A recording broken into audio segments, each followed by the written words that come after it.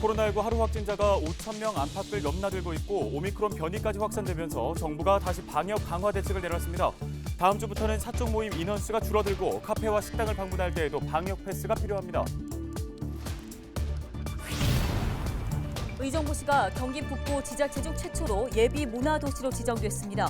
이에 따라 의정부시는 1년간 예비 문화 사업을 추진한 후 법정 문화도시로 지정될 경우 5년간 사업비 100억 원을 지원받을 수 있습니다.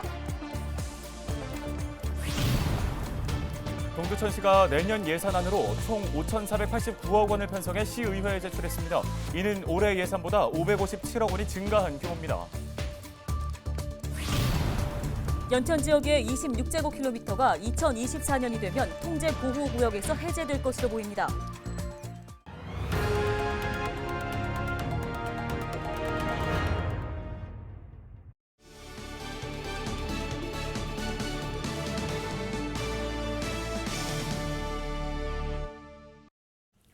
여러분 안녕하십니까? 헬로티비 뉴스입니다.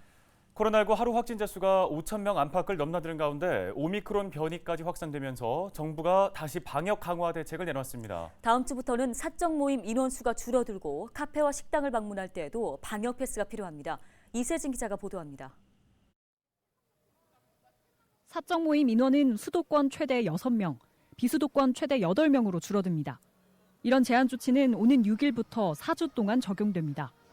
방역 패스 사용 범위도 확대됩니다. 14개 다중이용시설은 백신을 접종하거나 음성 확인서가 있어야 출입할 수 있습니다. 도서관이나 영화관 같은 실내 시설들이 포함됐습니다. 식당과 카페도 마찬가지입니다. 다만 백신을 접종하지 않은 사람 혼자 식사를 하거나 일행 중 1명만 미접종자인 경우는 예외입니다. 이와 함께 내년 2월부터는 청소년들도 방역 패스를 사용해야 합니다. 방역 패스가 없어도 되는 나이는 18살 이하에서 11살 이하로 바뀝니다. 일각에선 영업시간을 제한하자는 의견도 있었으나 이번 조치에는 반영되지 않았습니다.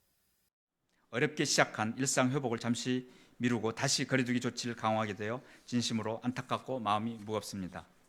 현재의 위기를 빠르게 안정화시키고 일상 회복으로 계속 나아가기 위한 불가피한 조치임을 이해해 주시기 바랍니다. 정부는 차단 효과를 늘리기 위해서는 무엇보다 추가 백신 접종에 적극적으로 참여하는 게 중요하다고 강조했습니다. 또 수도권 주민들에게는 연말 모임이나 약속도 최대한 자제해달라고 덧붙였습니다. 헬로티비 뉴스 이세진입니다.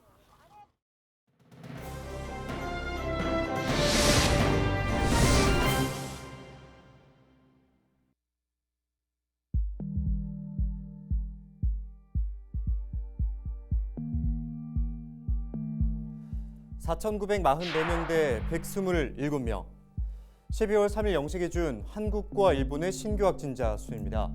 도쿄올림픽 이후 한때 하루 2만 5천 명까지 치솟았던 일본은 이후에 급격한 감소세를 보이며 최근 보름 동안은 100명 안팎을 유지하고 있습니다. 반면 우리나라는 5천 명대를 넘나들고 있는데요. 자, 다음 숫자 한번 보시죠.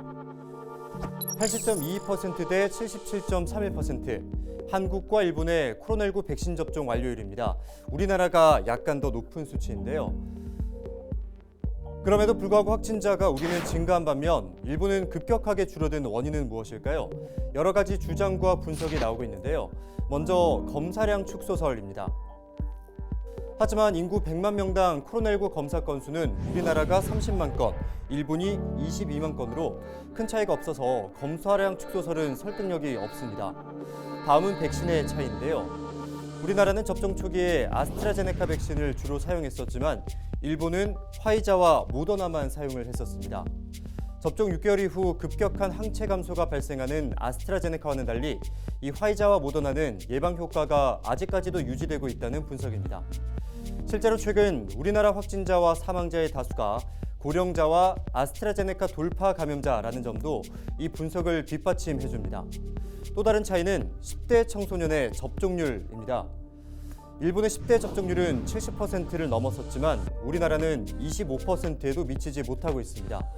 특히나 중학생의 경우에는 10%도 미치지 못하고 있는데요. 이 요인이 실제 일본 확진자 급감 미스터리를 풀 열쇠일지 전문가들의 정밀한 분석이 필요합니다. K방역이라던 자화자찬이 무색해진 이때 방역 선진국의 명예를 하루빨리 되찾아야겠습니다. 헬로티비 브리핑이었습니다.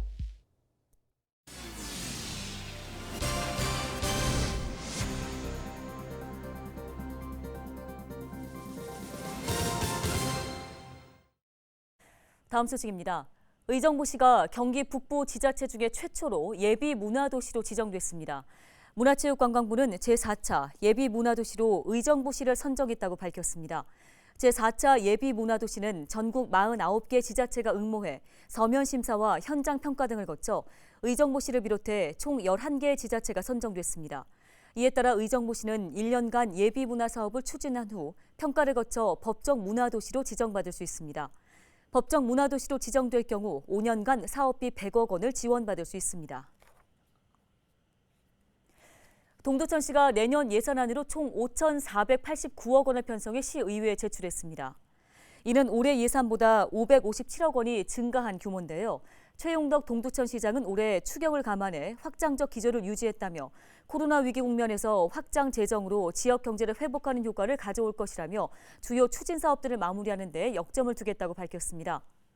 동두천시의 내년 예산안은 시의회 예산결산위원회 심의를 거쳐 오는 21일 본회의에서 의결될 예정입니다.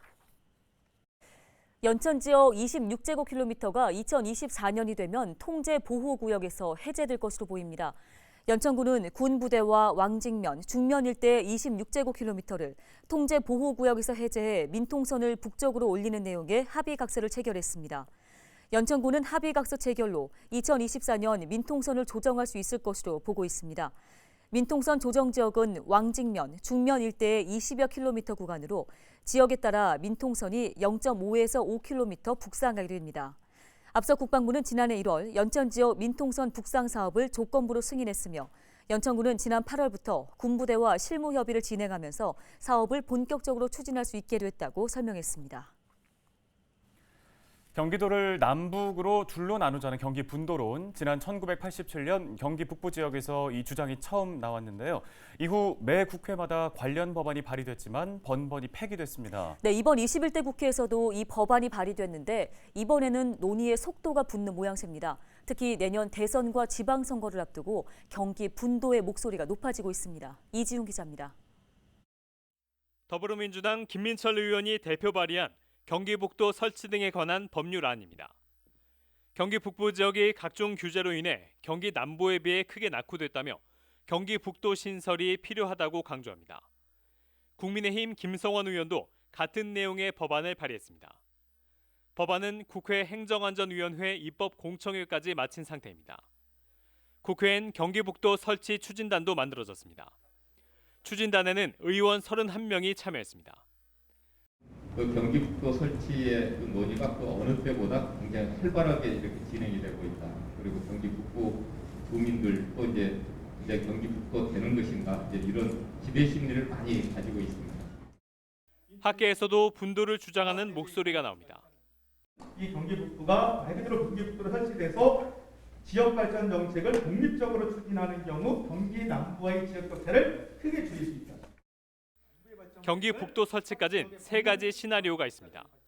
국회가 관련법을 발의해 입법을 추진할 수 있고 정부나 광역지자체가 계획을 수립해 관련 기관들의 의견을 수렴한 뒤에 국회 의결을 받을 수 있습니다. 입법을 어떤 기관이 주도하느냐의 차이인데 어떤 방식으로 가든 주민투표와 국회 의결 절차를 거쳐야 합니다. 경기 북도 설치에 대한 시민들의 의견은 어떨까? 지난해 한국사회 여론조사연구소가 실시한 조사 결과 경기 북도 설치가 필요하다는 의견은 46.3%를 기록했습니다. 찬성 의견이 과반에 조금 못 미쳤습니다. 국회 의결 절차 역시 넘어야 할 산입니다. 행안위에서 이제 입법 토론회, 정책 토론회 다 제가 경기북도 관련된 주제 발표하고 또 그분들께 설명을 드렸는데 거기 계신 모든 분들이 공감하시는 내용이다. 이런 가운데 여야 대선 후보들은 경기 북부 낙후 문제 해결에 공감하고 있습니다. 다만 이재명 후보는 경기 분도는 단계적으로 추진해야 한다는 입장을 밝혔고 윤석열 후보는 분도에 대해 뚜렷한 입장을 밝히지 않았습니다. 헬로티비 뉴스 이지훈입니다. 다음 소식입니다. 양주시가 도심공원에 경기도 최초로 증강현실 기술이 접목된 디지털 콘텐츠인 AR 동물원을 개장했습니다. 네, 이렇다 할 민간 동물원이 없는 경기 북부 지역에 가상의 동물원이 개장하면서 새로운 관광 자원으로 기대를 모으고 있습니다. 김호 기자입니다. 양주 옥정 중앙공원. 휴대폰으로 공원 여기저기를 비추자 호랑이와 악어 등 다양한 동물들이 하나둘 튀어나옵니다. 경기도 최초로 조성된 증강현실 AR 동물원입니다. GPS를 기반으로 조성된 AR 동물원에는 모두 8종의 동물들이 디지털 콘텐츠로 구현됐습니다. 방문객들은 스마트폰만 있으면 실제 크기의 가상 동물을 눈앞에서 생생하게 경험할 수 있습니다. 사용자의 휴대폰에 있는 GPS 모듈을 사용을 하는 방식입니다. 그래서 그 오차가 한 5m에서 6m 정도 나기는 하는데 저희들은 이 넓은 공원을 기반으로 해서 그 GPS 신호를 최적으로 활용을 해서 그 동물들을 플로팅하는 방식으로 사용을 하였습니다. AR 동물원을 감상하기 위해서는 스마트폰에 옥정중앙공원 AR 동물원 앱을 내려받아야 합니다. 앱이 설치되면 공원 이곳저곳을 돌아다니며 휴대폰을 통해 가상의 동물을 만날 수 있습니다. 제가 직접 휴대폰으로 시연을 해보도록 하겠습니다. 보고 싶은 코끼리를 선택해서 버튼을 누르면 눈앞에 이렇게 커다란 코끼리 2마리를 감상할 수 있습니다. 1억 6천만 원의 사업비가 투입된 이번 사업은 경기도의 VR, AR 공공서비스 연계 지원 사업 공모에 선정돼 구축됐습니다.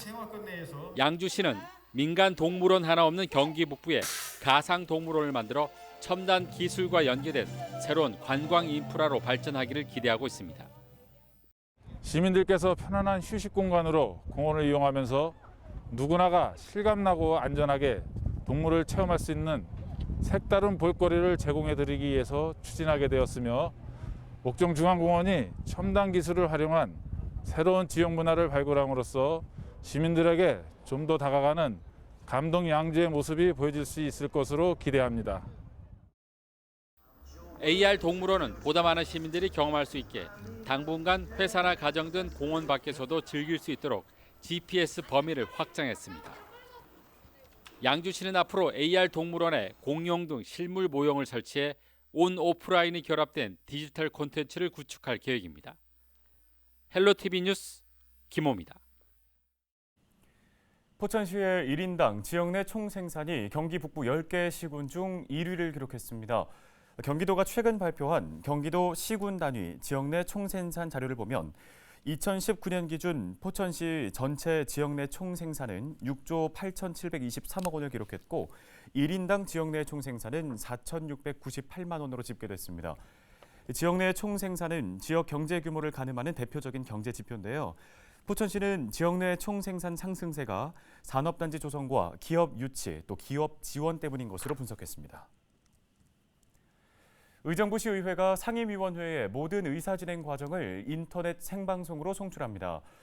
의정부시 의회는 지금까지 본회의에 한해서만 인터넷 생중계를 했지만 지난 1일부터는 운영위원회와 자치행정위원회, 도시건설위원회 등 모든 상임위원회 회의도 생중계 송출하고 있습니다. 생중계는 PC나 모바일로 볼 수 있습니다. 오범구 의정부시 의회 의장은 앞으로도 47만 의정부 시민과 함께 소통하는 열린 의회가 되도록 노력하겠다고 밝혔습니다. 경기도의회 각 상임위원회가 2021년도 제4회 경기도 추가경정 예산안, 내년도 본예산, 기금 운용 계획안 등을 심사했습니다. 각 상임위는 심사 과정에서 집행부의 예산 편성에 대한 문제점을 지적하고 국비 지원, 신규 사업 발굴 등을 통한 예산 확보가 필요하다고 강조했는데요.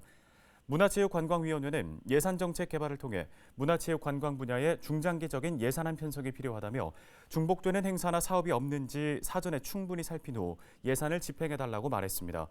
또 보건복지위원회에서는 전년보다 집행률이 낮은 사업에 대한 예산 편성 조정과 함께 31개 시군의 형평성 있는 예산 편성, 성인지 예산 확보 등을 지적했습니다. 이날 상임위원회에서 의결된 예산안은 예산결산특별위원회의 심의를 통해 본회의에 상정하게 됩니다. 오늘 저희 헬로티비 뉴스가 준비한 소식은 여기까지입니다. 시청해주신 여러분 고맙습니다.